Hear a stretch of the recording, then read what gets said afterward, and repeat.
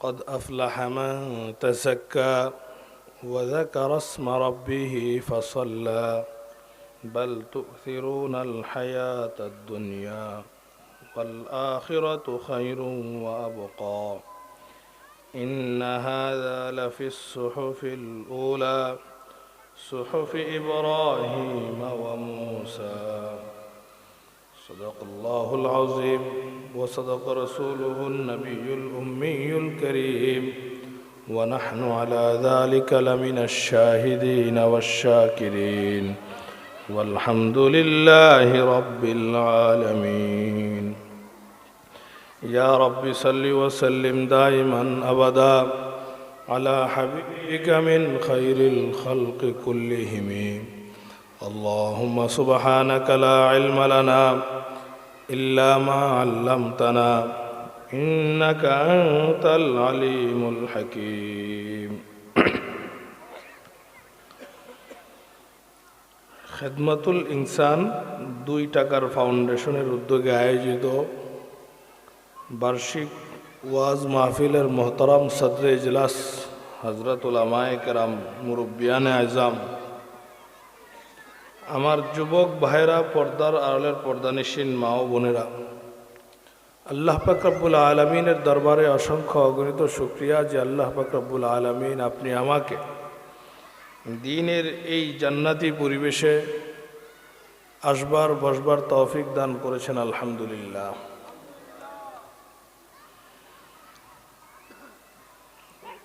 আমি প্রথমেই আমার এক মাজুরি অপারগতা প্রকাশ করতেছি। সেটা হলো যে আমি আসলে ওই রকম কোনো আলোচক না।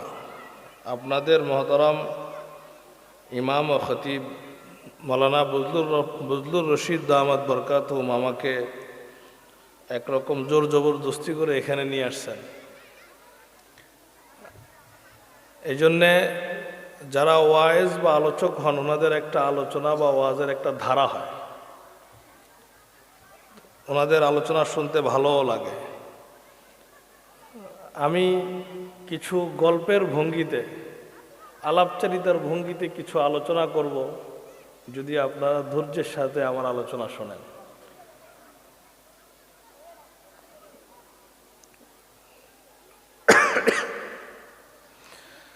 আমরা এই দুনিয়াতে ছিলাম না, এখন আছি, একদিন থাকবো না।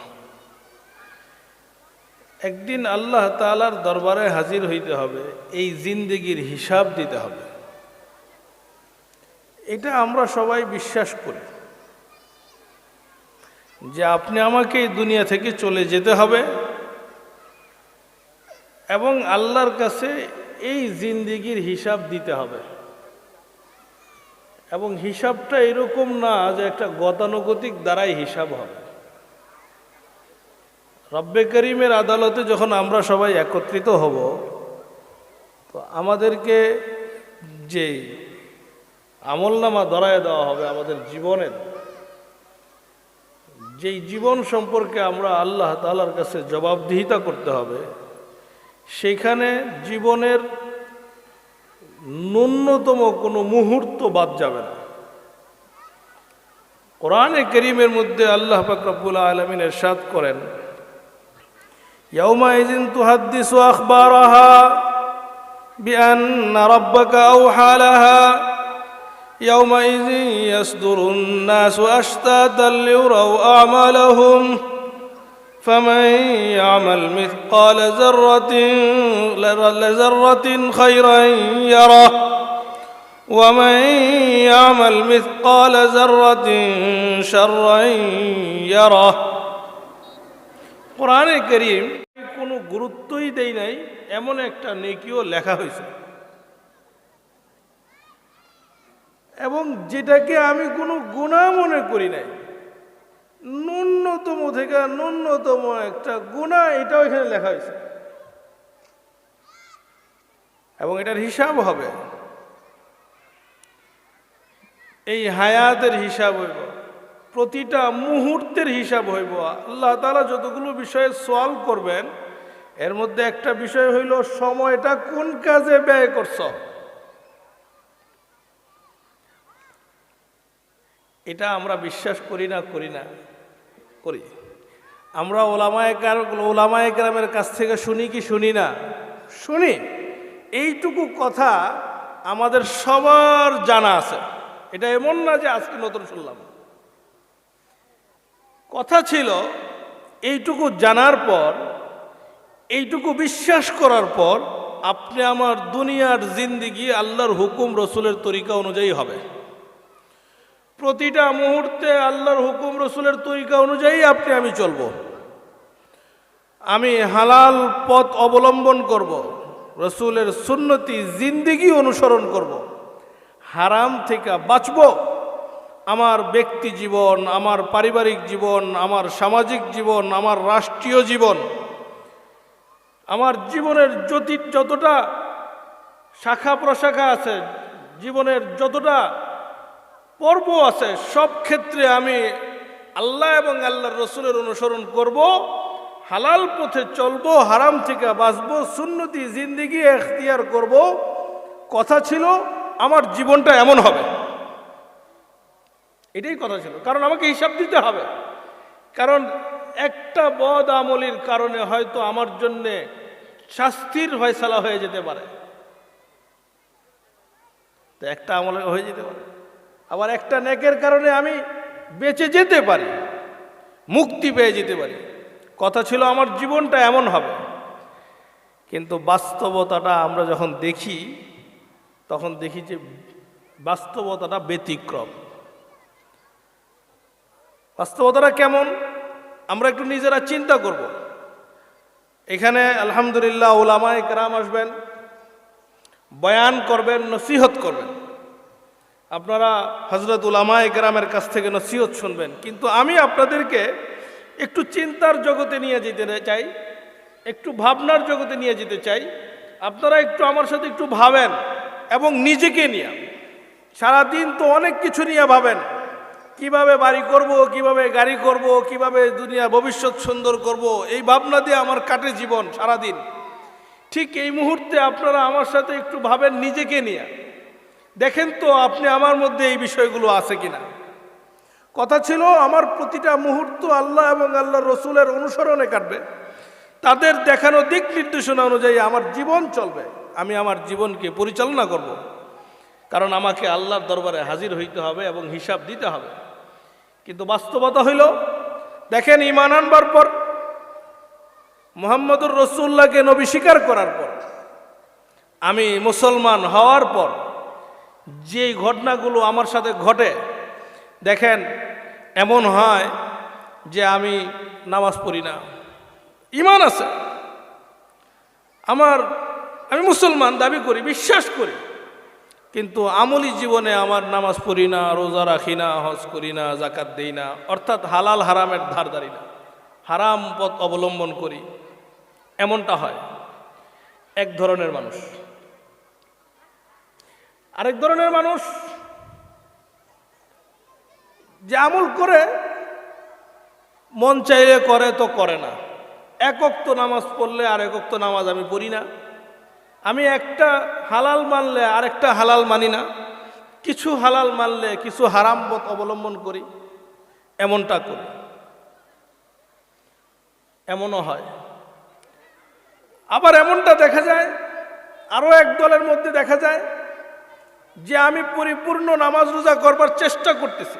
আমি যখন ওলামাদের সোহবতে বসি, ওলামায়ে কেরামের মজলিসে বসি, তাদের আলোচনা শুনি, আমার মধ্যে এক জজবা, এক আগ্রহ তৈরি হয় যে না, যা করেছি অতীতে আমি ভুল করেছি, আজকে থেকে আমি নিয়ত করলাম যে আমি সঠিক পথে নিজেকে পরিচালিত করব। আজকে থেকে আমার নামাজ ছুটবে না, আমি হারাম পথ অবলম্বন করব না, হারাম ছেড়ে দিব, গুনাহ ছেড়ে দিব, আজকে থেকে আমি নেকি এখতিয়ার করব, নেক পথে চলব। এই পাক্কা নিয়ত করে মজলিস থেকে আমরা উঠি। ওঠার পর একদিন, 2 দিন, 3 দিন আমি তো নিয়ত করছি, কিন্তু আমার দিল আর আমার মন তো আমার সাথে সাথ দেয় না।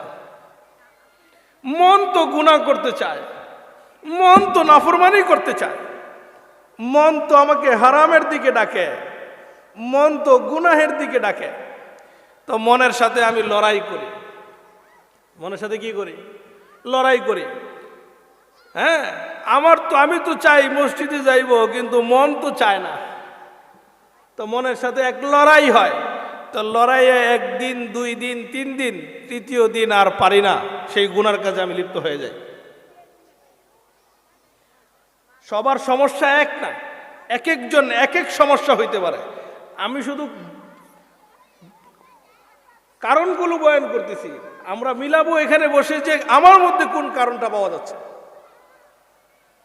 এই সমস্যার কারণেও আমার মনের সাথে আমি লড়াই করে আমি নেক পথ অবলম্বন করতে পারতেছি না।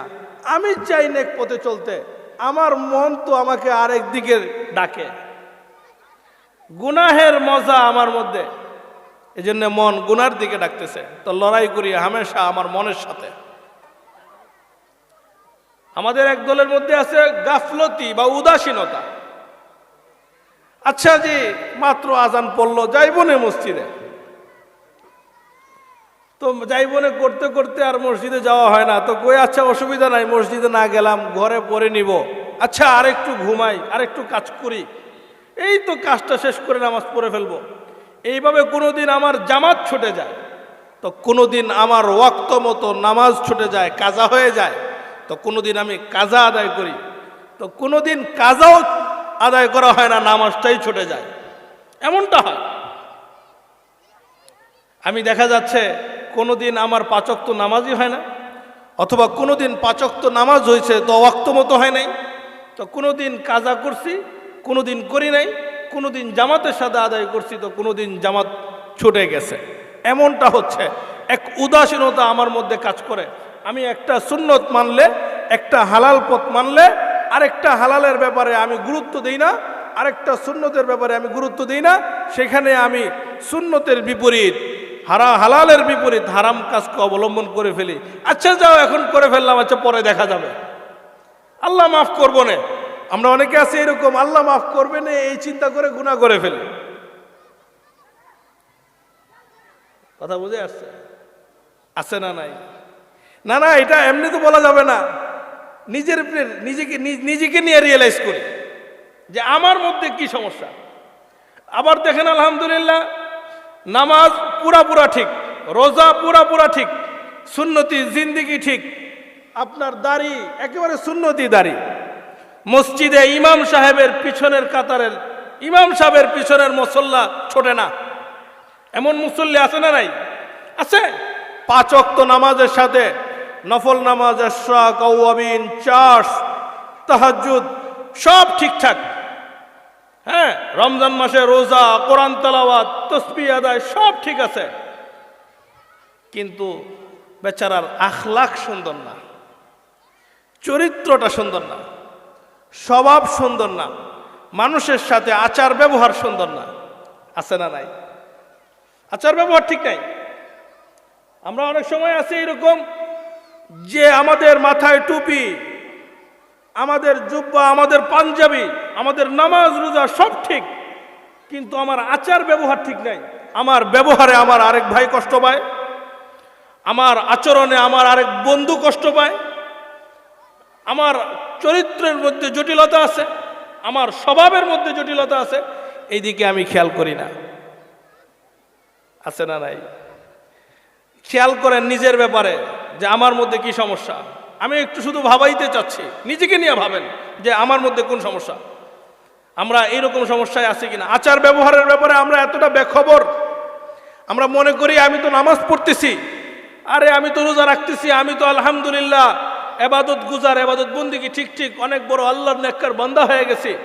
আমার আচরণের ব্যাপারে আমি বেখবর, আমার আখলাকের ব্যাপারে আমি বেখবর, আমার ব্যবহারের ব্যাপারে আমার বেখবর। ও মুসলমান, হাসরের ময়দানের সবচেয়ে ভয়াবহ পরিস্থিতি তার হবে যে হুকুকুল ইবাদ, বন্দার হকের ব্যাপারে যে বেখবর ছিল। রাসূল করিম সাল্লাল্লাহু আলাইহি ওয়াসাল্লাম বলেন, আমার সবচেয়ে অভাবী উম্মত সে নয় যার কাছে টাকা নাই, দুনিয়ার ধন দৌলত নাই, সে অভাবী নয়। সবচেয়ে অভাবগ্রস্ত উম্মত হইল আমার হাসরের ময়দানে নেকির পাহাড় নিয়ে আসে হাজির হবে, উহুদ পাহাড় পরিমাণ নেকি হবে তার, গিয়া হাজির হইব। নামাজ, রোজা, তসবিহ, তাহলিল, কোরআন তেলাওয়াত সব এই পরিমাণ করছে, উহুদ পাহাড় পরিমাণ নেকি নিয়ে হাজির হয়েছে।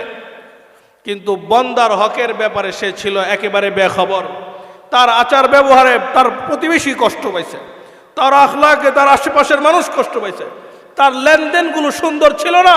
পাওনাদারের টাকা দেয় নাই, মানুষের কাছ থেকে টাকা আনছে, দেওয়ার সময় বেখবর, দিতে চায় নাই, কষ্ট দিছে, মানুষকে কথা শোনাইছে, তার এক একটা আচরণে মানুষের দিলের মধ্যে গিয়ে আঘাত করেছে।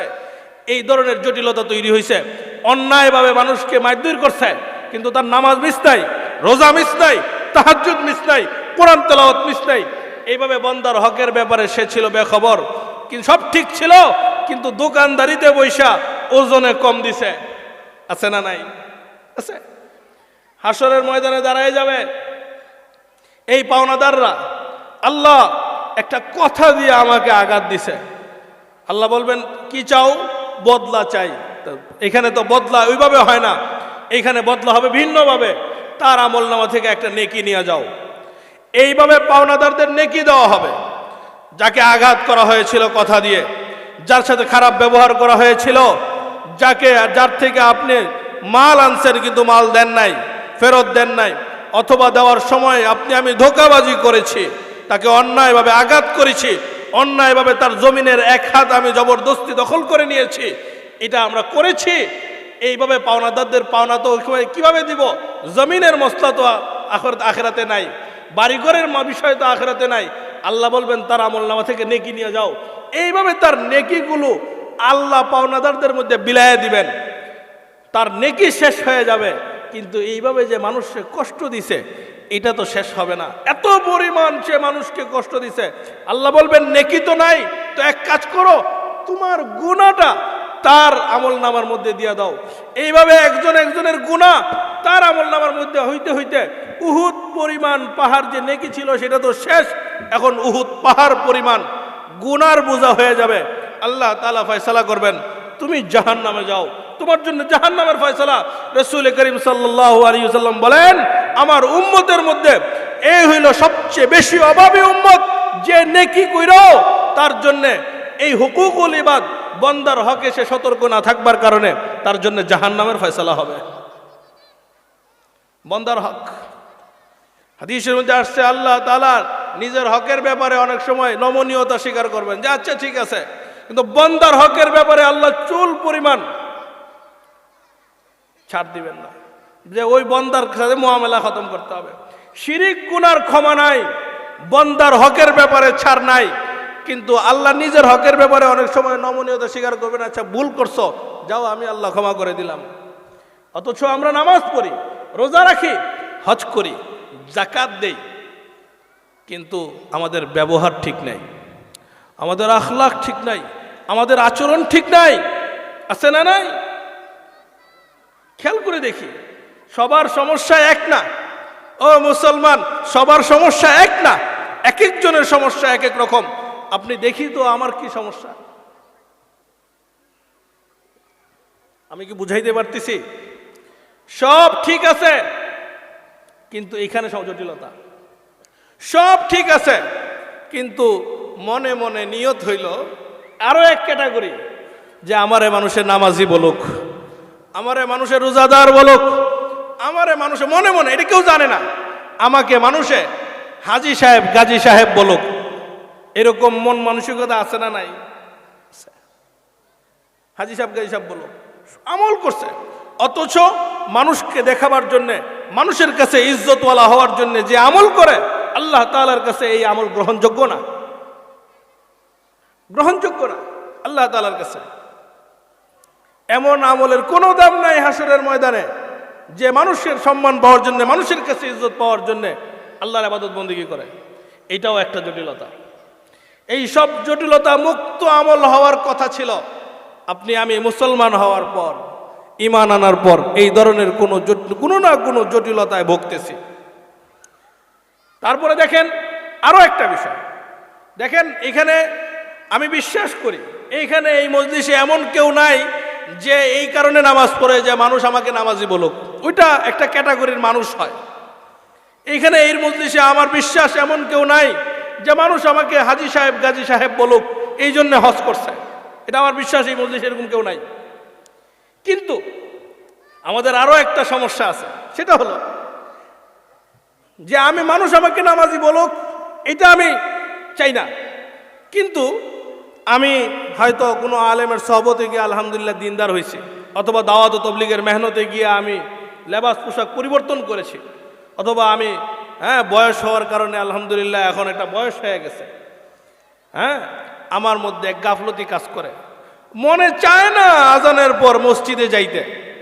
এরপরেও আমি মসজিদে যাই, যে মসজিদে যদি না গিয়া নামাজ না পড়ি, মসজিদে গিয়া যদি নামাজ না পড়ি, মাইনসে কি কইব?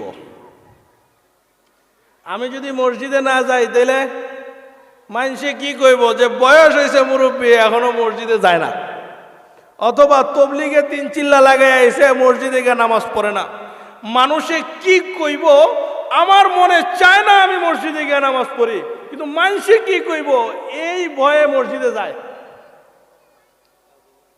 কে মনে চায় গুনাহ করতে, কিন্তু মানসে কি কইব? তবলিগও করো, গুনাহও করো, এই কারণে গুনাহ ছেড়ে দেয়।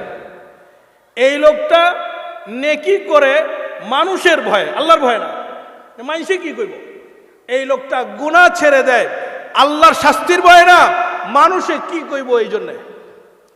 এরা প্রকাশ্যে গুনাহ করে না, প্রকাশ্যে তারা গুনাহ করে না, কিন্তু গোপনে গোপনে কিন্তু এই শ্রেণীর মানুষ দ্বারা গুনাহ হইতেছে, কিন্তু প্রকাশ্যে করে না কেন? মানুষে কি কইব? এই আপনি নেতা মানুষ, আপনি এটা কি করলেন? আপনি তবলিগের মুবাল্লিগ মানুষ, আপনি এটা কি করলেন? এই কারণে তারও মনে চায়, সবাই চায়ের দোকানে বসে একটু টিভি দেখতেছে, আমিও একটু দেখি, কিন্তু দেখে না কেন? মানুষে কি কইব। নিজের ব্যাপারে রিয়েলাইজ করি, আমি কেন মসজিদে যাচ্ছি। কথা ছিল আমার প্রত্যেকটা মুহূর্ত লিল্লাহ, সবকিছু আল্লাহর জন্য হবে, কিন্তু এখন মানুষের ভয়ে শুরু হয়ে গেছে। কতগুলা সমস্যার কথা বললাম, মনে আছে তো? এই যে এত এত জটিলতা, আমার মনে চায় নেকি করতে, কিন্তু মন তো সাথ দেয় না। কে? আমি মনের সাথে লড়াই করে পড়ি না। আজকে তওবা করে বাসায় যাওয়ার পর 3 দিন পরে মন আমাকে গুনার দিকে ওই লইয়া যায়, আমি আর পারি না। দেখা যায় লড়াই করতে করতে গুনাহ করে ফেলি।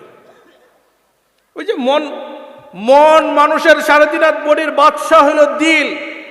দিলে যা চায় মানুষ তাই করে, দিলের সাথে লড়াই করে বেশিক্ষণ মানুষ টিকতে পারে না, এটা বাস্তবতা। এখানে বুজুর্গির কিছু নাই। আপনি নিজেকে নিজে প্রশ্ন করেন, মনে যা চায় এর বিপরীত আপনি কতক্ষণ থাকতে পারবেন? নিজেকে নিজে প্রশ্ন করেন এবং করে দেখেন, 1 দিন 2 দিন 3 দিন, এরপরে আপনার মনে যেটা জাগ্রত হয়েছে ওইটাই আপনি করেন, ওইটাই আমি করি। এখন যদি ভালো জাগ্রত হয়ে থাকে তো ভালো করি, মন্দ জাগ্রত হয়ে গেলে আমি চেষ্টা করি বিরত থাকবার, কিন্তু 3য় দিন কিন্তু সেই নাফরমানিটাই হয়ে যাচ্ছে, আমি এখান থেকে বের হতে পারতেছি না।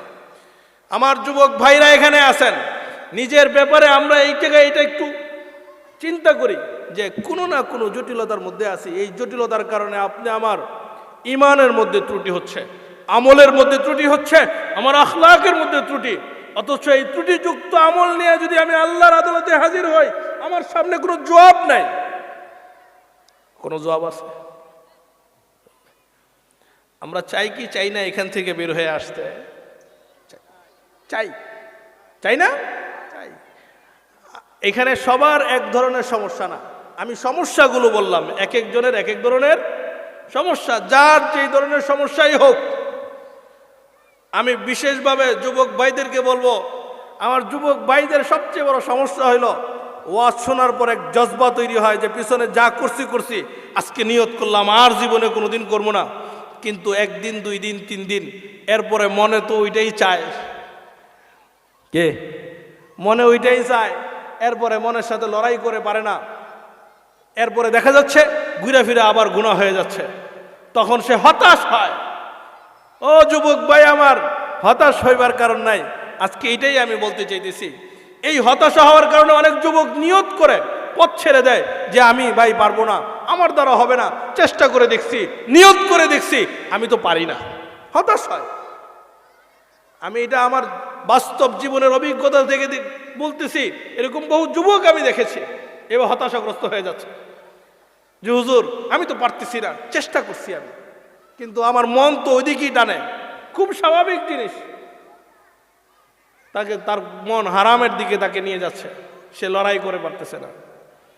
অথবা এই জটিলতা তো আছে যে আমি আল্লাহর ভয় নাই, কিন্তু মানুষের ভয়ে আমি গুনাহ ছেড়ে দিচ্ছি এবং মানুষের ভয়ে আমি নেকি করতেছি।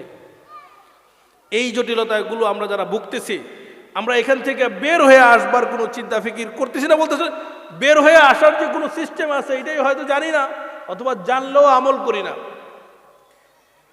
আমি খুব সংক্ষেপে বলবো, এতক্ষণ বললাম জটিলতা, এতক্ষণ কি বললাম? জটিলতা। এবার আসেন এই জটিলতাগুলো কেন হচ্ছে। শুরু থেকে শেষ পর্যন্ত যতগুলো সমস্যার কথা বললাম, এই সব সমস্যা হইল মানুষের দিলের রোগ। কিসের রোগ? দিলের। এটা মনের রোগ। এটা আগে বুঝেন, এটা মানুষের দিলের রোগ, এটা মনের রোগ। মনের রোগ আক্রান্ত হইলে মানুষের মধ্যে উদাসীনতা চলে আসে। মানুষের দিল রোগে আক্রান্ত হইলে মানুষের দিল গুনাহের দিকে ধাবিত হয়। মানুষের দিলে রোগে আক্রান্ত হলে মানুষের মধ্যে আল্লাহর ভয় দূরে সরে যায়। ইনসানের ভয়, মানুষের ভয় দিলের মধ্যে জাগ্রত হয়। যখন আমার দিলের মধ্যে মানুষের ভয়, তার মানে আমার দিল অসুস্থ। আমার দিল গুনাহের দিকে ধাবিত, তার মানে আমার দিল অসুস্থ। আমার দিল নেকি করতে চায় না, আমার দিল অসুস্থ। কথা বুঝে আসছে? এটা ওর দিলের রোগ। দিলের রোগ, এটা রোগ দিলের, এটার নিরাময়ের এক পদ্ধতি আছে। সেই পদ্ধতি অনুযায়ী যদি আপনি আমি না আগাই, দিলের রোগ কখনো সমাধান হবে না। এটা দিলের রোগ, এটা বুঝেন। মানুষের কলবের রোগ। আমি দীর্ঘ আলোচনা করব না।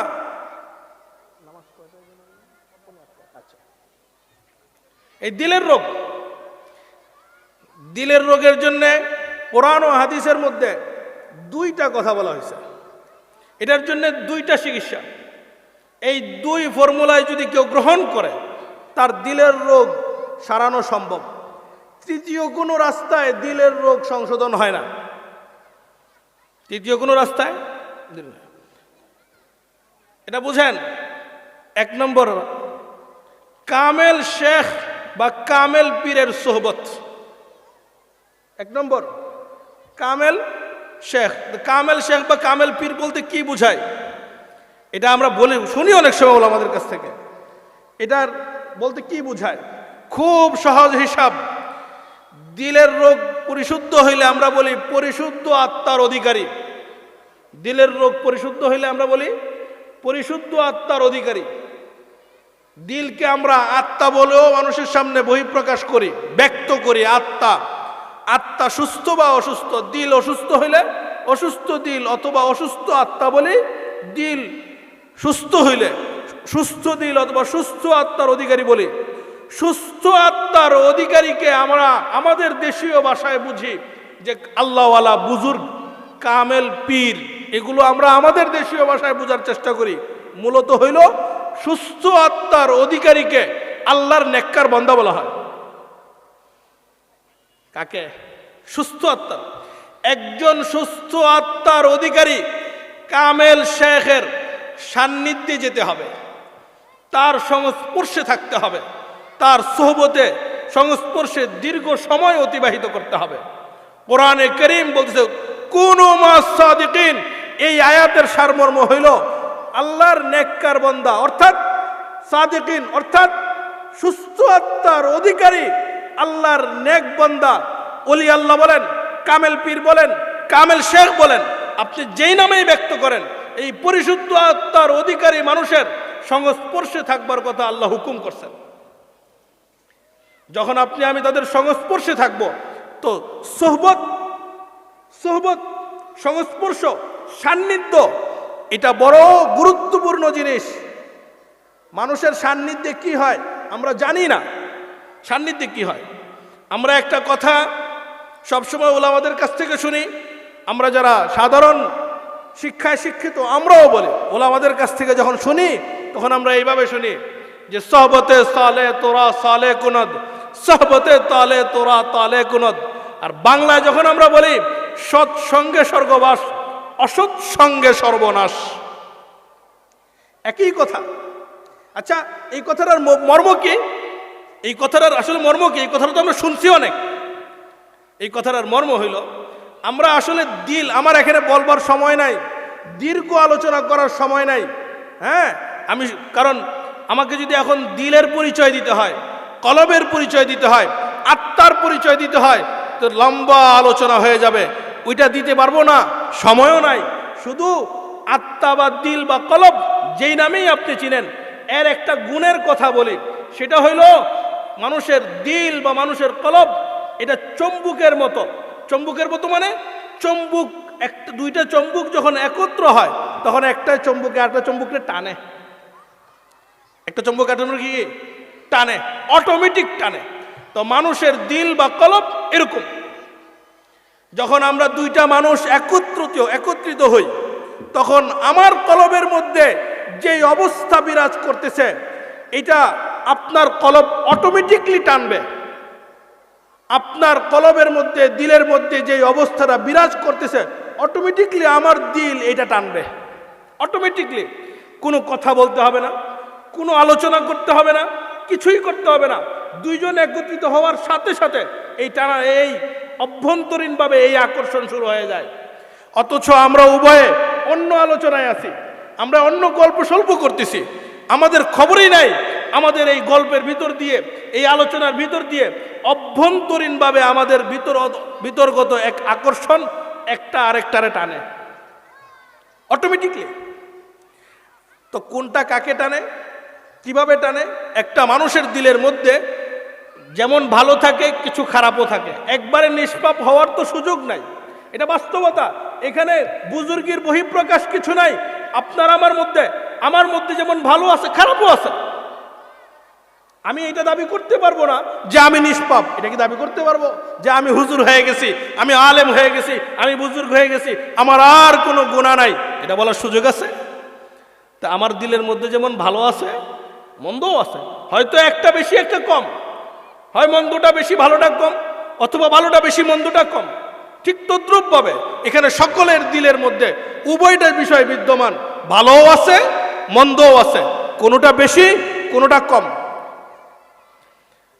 খুবই স্বাভাবিক।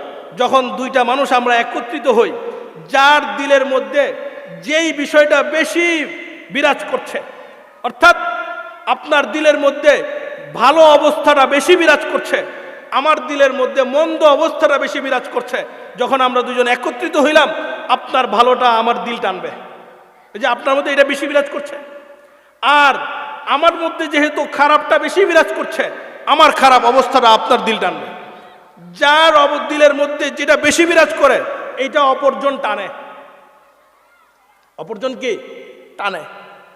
এইভাবে চলতে থাকে। তো আমরা যখন কোনো আল্লাহওয়ালা নেককার ব্যক্তির সোহবতে যাই, এরা আল্লাহকে স্মরণ করতে থাকেন। যে আল্লাহকে স্মরণ করে, যে আল্লাহর জিকিরে মগ্ন থাকে, তো আল্লাহ তাআলার জিকিরের মগ্নের অনেকগুলো অবস্থা হয়।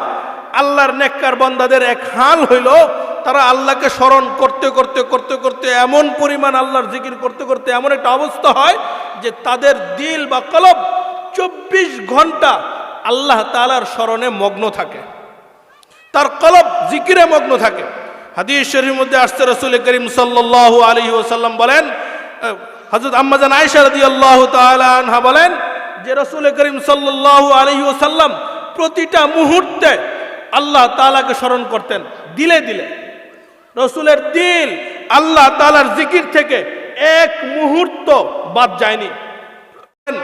আমি, আমার চক্ষু ঘুমায়, আমার কলব ঘুমায় না, আমার দিল ঘুমায় না, আমার চোখ ঘুমায়, আমার কলব 24 ঘন্টা আল্লাহর জিকিরে মগ্ন। আর কেউ যখন আল্লাহ তাআলার জিকিরে মগ্ন থাকে, কেউ দিল, তো তার উপর 24 ঘন্টা আল্লাহ তাআলার রহমত বরকত বর্ষিত হইতে থাকে। তো নেককার বান্দার তো হামেশা তার কলবের মধ্যে আল্লাহর রহমত বর্ষিত হইতে থাকে, নূরে এলাহি বর্ষিত হইতে থাকে। তো আমার দিল তো গান্দা, আমার দিল তো অসুস্থ, এখানে তো খারাপ বিরাজ করছে, খারাপ অবস্থা বিরাজ করছে। আমি যখন কোনো আল্লাহওয়ালার সান্নিধ্যে যাই, তো ওনার যে ভালো অবস্থাটা আছে এটা আমার দিল অটোমেটিকলি টানতে থাকে। অটোমেটিকলি কি, কোনো কথা বলতে হয় না, ওয়াজ করতে হয় না, নসিহত করতে হয় না, বুঝাইতে হয় না, কিছু করতে হয় না, গিয়া যদি চুপচাপ বসেও থাকেন তাও অটোমেটিক দিল এটা টানবে, অটোমেটিক টানবে। এই জন্য কোরআন বয়ান করছে আল্লাহর নেককার বান্দা, পরিশুদ্ধ আত্মার অধিকারী, যাদের কলব সর্ব অবস্থায় আল্লাহ তাআলার জিকিরে মগ্ন। এখানে উলামায়ে কেরাম আছেন, সাদিকিনের ব্যাখ্যা বলবার সময় নাই, কিন্তু সাদিকিনের সারমর্ম হইল আল্লাহর এমন নেককার বান্দা যাদের দিল হামেশা আল্লাহর জিকিরে মগ্ন থাকে। এটাকে আমরা আমাদের পরিভাষায় বলি যার জিকরে কলবি চালু হয়ে গেছে। কথা বুঝাইছে? তো হামেশা আল্লাহর রহমত বর্ষণ হইতে থাকে। তো আল্লাহর রহমত যখন বর্ষণ হইতে থাকে, আমি গিয়ে বসার সাথে সাথে অটোমেটিকলি এটা চম্বকের মতো টানা শুরু। এজন্য আল্লাহ বলছেন এদের সংস্পর্শে যাও, এদের সান্নিধ্যে থাকো, এদের সাথে চলাফেরা শুরু করে দাও, হামেশা এদের সাথে। যত বেশি এদের সোহবতে যাওয়া হবে অত বেশি আমার ফায়দা। এই জন্য একজন কামেল শেখ, পরিশুদ্ধ আত্মার অধিকারী একজন কামেল আল্লাহওয়ালা বুজুর্গের সান্নিধ্য দিতে হবে এবং ওনার সাথে সম্পর্ক গড়তে হবে, গড়ে ওনার সাথে চলাফেরা শুরু করতে হবে, তাইলে আত্মার রোগ নিরাময় হবে। একটা ফর্মুলা কইলাম। দ্বিতীয় নম্বর ফর্মুলা, দিলের রোগ দূর করবার জন্য দ্বিতীয় ফর্মুলা হইল জিক্রে এলাহি। জিক্রে এলাহি, আল্লাহর জিকির।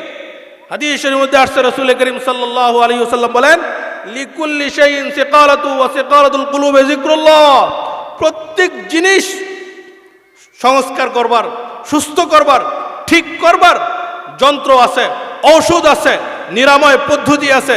মানুষের দিল যখন অসুস্থ হয়ে যায়, মানুষের কলব যখন অসুস্থ হয়ে যায়, এই অসুস্থতা নিরাময় করবার পদ্ধতি হইল আল্লাহর জিকির। অধিক পরিমাণে যখন কেউ আল্লাহ তাআলার জিকির করে তো তার আত্মা পরিশুদ্ধ হয়। এই জন্য আমরা দেখতে পাই যখন আমরা আল্লাহওয়ালাদের সোহবতে যাই, আমরা যখন আল্লাহর নেককার বান্দাদের সোহবতে যাই, জিকির করেনওয়ালার সোহবতে যাই, তারা আমাদেরকে এই তালিমই দেন, ভাই জিকির করো, জিকির করো। এই জিকির মানুষের দিলের আত্মাকে, মানুষের দিলকে সুস্থ করে তোলে। এটার জন্য শর্ত হলো একজন কামেল পরিশুদ্ধ আত্মার অধিকারী কামেল শেখের সোহবতে যেতে হবে এবং ওনার দেওয়া ফর্মুলা অনুযায়ী, ওনার দেওয়া পদ্ধতি অনুযায়ী জিকির করতে হবে। যখন আপনি আমি ওনার দেওয়া পদ্ধতি অনুযায়ী জিকির করব এবং এইরকম পরিশুদ্ধ আত্মার অধিকারী কামেল শেখের সোহবতে যাইব, তখন মেরে দোস্ত, ও মুসলমান আমার ভাইরা, তখন আপনি আমার এই আত্মার সমস্যাগুলো আস্তে আস্তে নিরাময় হতে থাকবে। তাহলে আত্মার সমস্যা দূর করবার ফর্মুলা কয়টা বলেন? কয়টা? একটা হলো পরিশুদ্ধ আত্মার অধিকারী কামেল শায়েখ বা পীর আল্লাহওয়ালা, তাদের সান্নিধ্য দিতে হবে। দ্বিতীয় নম্বর, তাদের দেওয়া ফর্মুলা অনুযায়ী তারা যেভাবে কোরআন হাদিসকে সামনে রেখে, কোরআন ও হাদিসকে সামনে রেখে যেভাবে আল্লাহ তাআলার জিকির করতে বলবেন, ওইভাবে আপনি আমি যখন জিকির করব তখন এই আত্মার রোগ দূর হবে। আত্মার রোগ দূর হবে আস্তে আস্তে। আপনি আমার থেকে বদ আখলাক দূর হবে, ভালো আখলাক পয়দা হবে, আল্লাহর ভয় দিলের মধ্যে তৈরি হবে, মানুষের ভয় দূর হবে, আপনি আমার দিল থেকে উদাসীনতা দূর হবে, নেকের দিকে দিল ধাবিত হবে, গুনাহের যে চাহিদা, যে মজা, এটা আস্তে আস্তে দিল থেকে কমে যাবে। আমার কথা বুঝতে অসুবিধা হচ্ছে? আস্তে আস্তে কি? আস্তে আস্তে কমে যাবে, এটা হবে।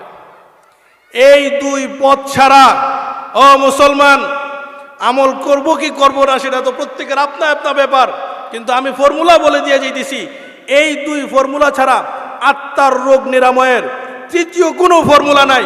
বাস্তবতাকে সামনে রেখে নিজেকে নিজে জিজ্ঞেস করি, আমি বলিও, এখানে আমার উলামায়ে কেরাম বসে আছেন মজলিসের মধ্যে, এর বাহিরে তৃতীয় কোনো ফর্মুলায় মানুষের এই সমস্যার সমাধান হবে না, হয় না বাস্তবতায়। দেখেন এই দেশে কি ওয়াজ নসিহত কম হয়? বলেন, কম হয়? শুধু মান্ডা এলাকায় কি কম হয়? প্রতি জুমায় কি কম হয়? কোন বিষয়টা আপনি আমি জানি না, কোন বিষয়টা জানি না। আজকে থেকে এটা মনে রাখেন, ওয়াজে উৎসাহ জাগে, ওয়াজে আগ্রহ পয়দা হয়, ওয়াজে আমল করবার এক আগ্রহ জজবা তৈরি হয়, ওয়াজে দিল পরিবর্তন হয় না। ওয়াজে কি পরিবর্তন হয় না? আত্মার রোগ ঘন্টার পর ঘন্টা যদি ওয়াজ করা হয়, ঘন্টার পর ঘন্টা যদি জাহান্নামের শাস্তির আলোচনা করা হয়, মানুষের আত্মার রোগ পরিশুদ্ধ হবে না, সুস্থ হবে না। এটার পদ্ধতি এইটা না, ওয়াজে আগ্রহ তৈরি হবে যে আমাকে মেহনত করতে হবে। মনে রাখবেন, কোনো ইসলামী বই পড়ে, কোনো ধর্মীয় বই পুস্তক পড়ে আগ্রহ হতে পারে, আত্মা পরিশুদ্ধ হবে না। আগ্রহ হইব। ওলামা বসে আছেন, ওয়াজ তারগিব ও তারহিবের জন্য হয়, ওয়াজ তারগিব ও তারহিবের জন্য হয়, ওয়াজ কখনো আত্মা পরিশুদ্ধের জন্য হয় না। ওয়াজ পাইছি এই জন্যে যে আপনার এটা আগ্রহ, আজকে জানলেন একটা আগ্রহ তৈরি হইল আমাকে করতে হবে, কিন্তু কখনোই এটার কোনো গ্যারান্টি নাই ওয়াজ শোনার পর কালকে থেকে আপনার দিল সুস্থ হয়ে যাবে, এমনটা নাই। এটা যদি হইতো তাহলে প্রতি জুমায় যেই পরিমাণ ওয়াজ আমাদের ওলামায়ে কেরাম মসজিদের মিম্বর থেকে যেই পরিমাণ ওয়াজ নসিহত এই বাংলার জমিনে হয়, আর যেই পরিমাণ এইভাবে মাহফিল হয়, বাংলার মানুষ পরিশুদ্ধ আত্মার অধিকারী বহু আগেই হয়ে যেত। এটা বাস্তবতা। আমরা নিজেরা আত্মসমালোচনা করি, নিজেদের বাস্তবতা স্বীকার করি, স্বীকার করতে কোনো অসুবিধা নাই। এখানে কেউ আমরা বেগুনা মাসুম না, আমরা প্রত্যেকেই কোনো না কোনো জটিলতায় ভুগতেছি। এখানে বুজুর্গের কিছু নাই। আপনি আমাকে পরিপূর্ণ ঈমানওয়ালা হয়ে, পরিপূর্ণ সচ্চা আমলওয়ালা হয়ে মেরে দোস্ত ময়দানে মাশরে দাঁড়াইতে হবে।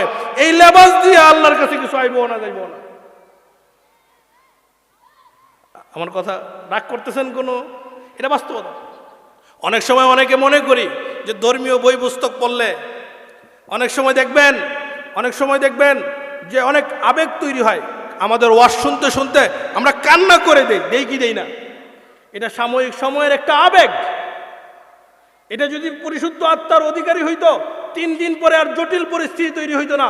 অথচ আমি যেই ব্যক্তি জাহান্নামের ওয়াজ শুনে কান্না করলাম, 3 দিন পরে আমি সেই ব্যক্তি গুনাহে লিপ্ত হয়ে যাচ্ছি।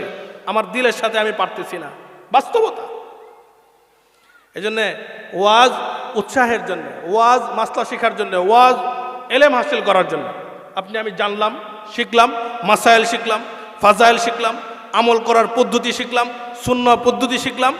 কিন্তু এই আমল করবার আগ্রহ দিলের মধ্যে যদি তৈরি করতে হয়, এক স্পিরিট যদি জাগ্রত করতে হয়, যদি দিলকে নেকের দিকে দাবিত করতে হয়, তাহলে মেরে দোস্ত বুজুর্গ পরিশুদ্ধ আত্মার অধিকারী হতে হবে। এই অসুস্থ দিলকে সুস্থ করতে হবে। এটার জন্য যেতে হবে ওই আল্লাহওয়ালাদের সোহবতে। পরিশুদ্ধ আত্মার অধিকারী এই দেশে তো কথা আসছে, এই জন্য প্রসঙ্গ তোমায় বলে করি, আমি অল্প শেষ করে দিব। এই দেশে তো পীর মুরিদি আর জিকির ফিকিরের নামেও বহুত উল্টাপাল্টা চলে। এই জন্যে আমি আল্লাহওয়ালা বলার আগে, কামেল পীর বলার আগে একটা কথা আপনাদেরকে বাংলায় বলে দিছি, পরিশুদ্ধ আত্মার অধিকারী। এটা বাংলায় বলে দিছি বুঝবার জন্যে। যেই ব্যক্তির পাগড়ি লাগানোর পর আখলাক ঠিক হয় নাই, ও পরিশুদ্ধ আত্মার অধিকারী হয় নাই।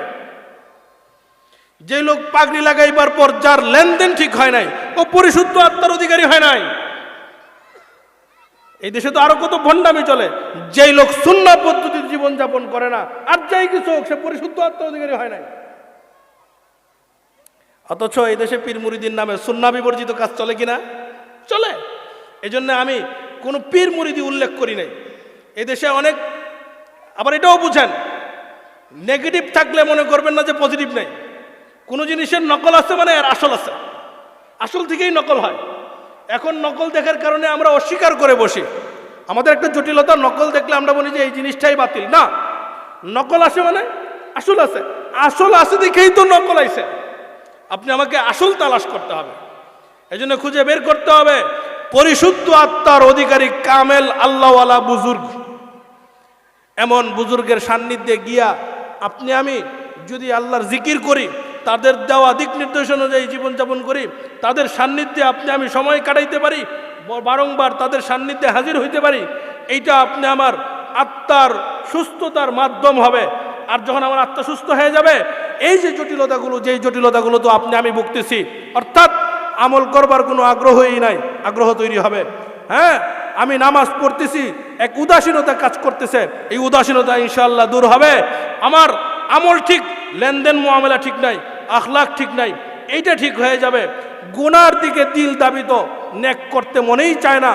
আর এই জিকির ফিকির আর আল্লাহওয়ালাদের সোহবতে গেলে এই হালের পরিবর্তন ঘটবে।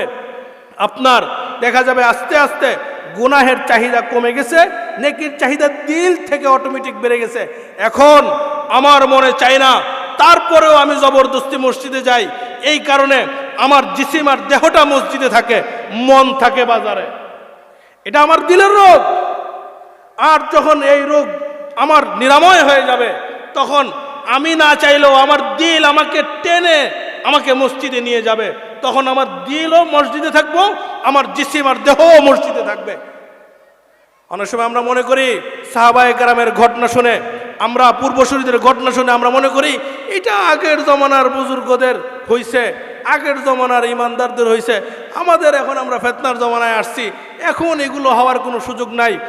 এই ধারণা যারা করেন, এটা একটা ভ্রান্ত ধারণা। হ্যাঁ, নবুয়তের দরওয়াজা বন্ধ হয়েছে মুসলমান, কেউ দ্বিতীয়বার নবী হইতে পারবে না। কিয়ামত পর্যন্ত আল্লাহর নেককার বান্দা হইবার, আল্লাহর নৈকট্যশীল বান্দা হইবার দরওয়াজা বন্ধ হয় নাই।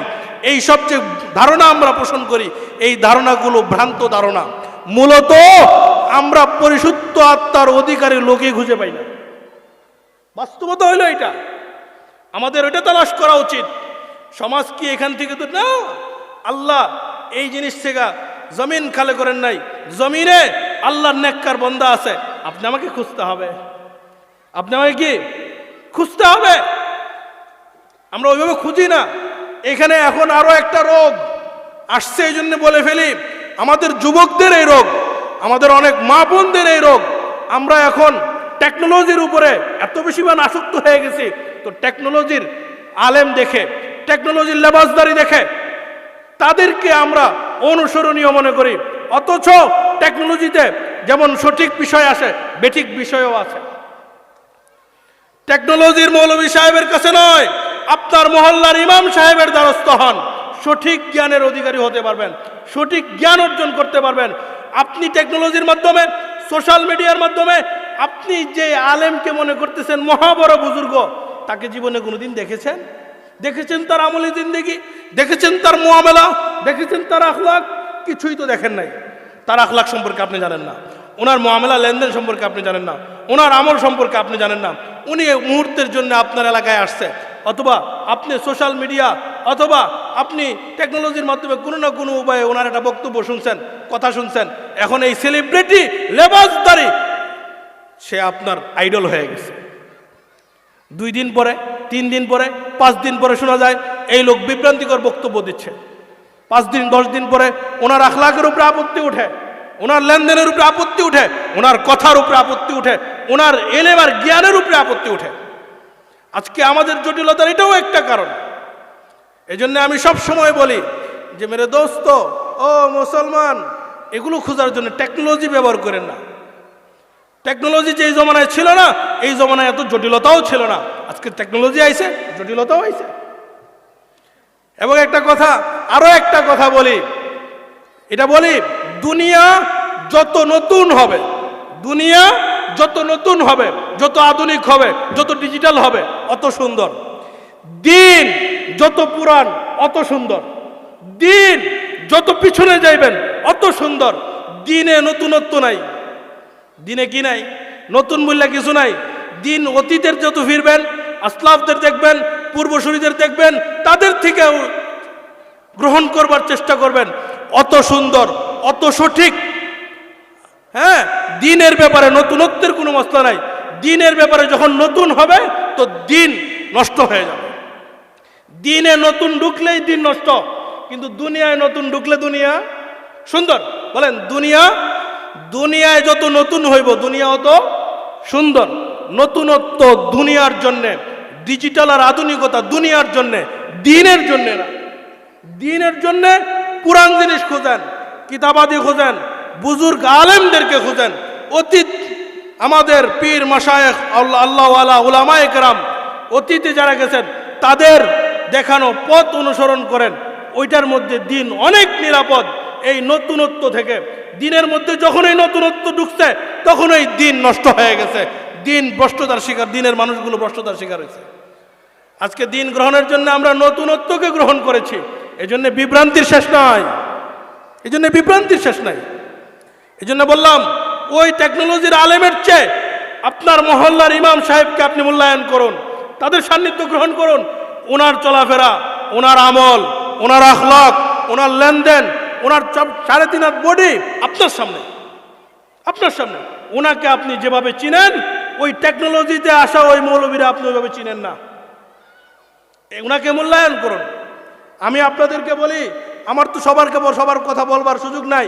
আপনাদের মসজিদের ইমাম সাহেব, হ্যাঁ, হযরত মাওলানা বজলুর রশিদ দামাত বরকাতুহুম, সামনে বলা উচিত নয়। আমি ওনাকে অনেক দিন যাবত চিনি। এই এলাকায় যদি 2-4 জন আলেম গণতে হয়, আল্লাহ ওনাকে ওই পরিমাণ ইলমি সালাহিয়ত দান করছে, ইলমি যোগ্যতা দান করছে। আমি মনে করি এই এলাকার মানুষ ওনার ইলম আর জ্ঞানের সঠিক মূল্যায়ন করতে এখন পর্যন্ত পারেনি। এটা আমার ক্ষুদ্র গবেষণা। কারণ ওনার ইলমি জিন্দেগি সম্পর্কে আমি যেটুকু জেনেছি, আমরা ওইভাবে মূল্যায়ন করতে পারিনি। এরকম বহু টেকনোলজিওয়ালা মৌলবীর চেয়ে ওনাকে আল্লাহ জ্ঞানের গভীরতা অনেক বেশি দান করেছেন। কিন্তু আমরা ওনাদের কথা শুনতে আগ্রহী না। আমরা শুনতে চাই টেকনোলজিওয়ালাদের কথা, সোশ্যাল মিডিয়ায় যারা আসে তাদের কথা। এটা প্রাসঙ্গিকভাবে বলে ফেললাম। এই জন্য বলি যে কামেল মানুষ দুনিয়াতে নাই, বিষয়টা এমন নয়। পরিশুদ্ধ আত্মার অধিকারী মানুষ দুনিয়াতে নাই এমন নয়। আমরা খুঁজে পাই না, আসলে আমরা ভুল জায়গায় তালাশ করি। সঠিক জায়গায় আপনি আমি অনুসন্ধান করি, অবশ্যই পরিশুদ্ধ আত্মার অধিকারী মানুষ পেয়ে যাব। যাদের সান্নিধ্যে গেলে, যাদের সংস্পর্শে গেলে, যাদের সাথে উঠা বসা করলে আপনি আমার ঈমান ও আমল পরিপূর্ণতা লাভ করবে। আপনি আমার জটিলতাগুলো দূর হবে। তাদের দেখানো পথ অনুযায়ী যখন আপনি আমি দ্বীনকে গ্রহণ করব, আল্লাহর জিকির করব এবং সুন্নতি জিন্দেগি এখতিয়ার করব, তখন আপনি আমার এই জটিলতাগুলো নিরাময় হবে। আপনি আমার দ্বীন ও ইসলাম নিরাপদ হবে, ঈমান হবে নিরাপদ। এইভাবে সঠিকভাবে সঠিক উপায়ে আপনি আমি ঈমানকে গ্রহণ করে, আমলকে গ্রহণ করে আপনি আমি দুনিয়া আখিরাতের সফল ব্যক্তি হয়ে উঠব। তাহলে শেষ কথা, যে কথাগুলো বললাম, একটা হলো আমাদের অনেক অভ্যন্তরীণ জটিলতা আছে না? নাই, আছে। এটা হলো দিলের রোগ। এটা কিসের রোগ? দিলের রোগ। বলেন, আমি শেষ করতেছি। এটা কিসের রোগ? দিলের রোগ। এই দিলের রোগ নিরাময়ের কয়টা পদ্ধতি? 2টা। একটা হলো পরিশুদ্ধ আত্মার অধিকারী কামেল আল্লাহওয়ালা বুজুর্গের সান্নিধ্যে থাকতে হবে। 2 নম্বর, আল্লাহর জিকির করতে হবে। এবং এটা ওই কামেল আল্লাহওয়ালা বুজুর্গের দেখানো দিক নির্দেশনা অনুযায়ী, কোরআন ও হাদিস থেকে উনি দিক নির্দেশনা দিবেন। ওই অনুযায়ী যখন আপনি আমি জিকির করব, এই আত্মার জটিলতাগুলো আপনি আমার থেকে নিরসন হবে। এটা নিরসন হবে। এইভাবে আস্তে আস্তে আপনি আমি পরিশুদ্ধ আত্মার অধিকারী হয়ে উঠব, সঠিক ঈমান ও সঠিক আমলওয়ালা হব, যেটা নিয়ে আপনি আমি আখিরাতে আল্লাহ তাআলার আদালতে হাজির হইব। যেখানে আপনি আমি আশা করতে পারি যে হয়তো আল্লাহ আপনি আমাকে এই চেষ্টার উসিলায় ক্ষমা করে দিতে পারেন। আল্লাহ পাক রব্বুল আলামিন আমাদেরকে সহি বুঝবা